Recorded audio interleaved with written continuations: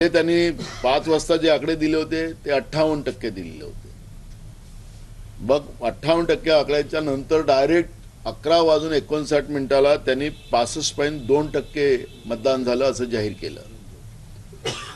त्याच्यानंतर दुसऱ्या दिवशी 3 वाजता तुम्ही जे आकडे दिलेले आहेत त्याच्यामध्ये 1.3% मतदान तुम्ही वाढवलं दाखवलेलं आहे. त्या आकड्यांची ही संख्या होते 1.3 ची 9,99,559. मग ही मतं वाढली कुठं? पारदर्शकतेच्या नावाखाली तुम्ही व्हिडिओ काढतात, फोटोग्राफी करतात.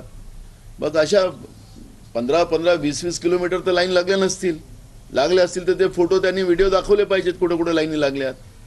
हे एवढं मतदान आलं कुठून?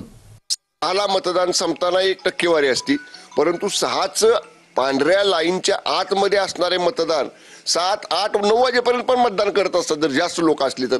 त्यामुळे ते शेवटच्या 2 तासामध्ये वाढलेली टक्केवारी आहे. स्वतःच्या अपयशाचं, स्वतःच्या पराभवाचं केवळ खापर ईव्हीएम नावाच्या निर्जीव वस्तूवरती फोडायचं आणि मोकळं व्हायचं, याच्यापेक्षा वेगळं काही नाही.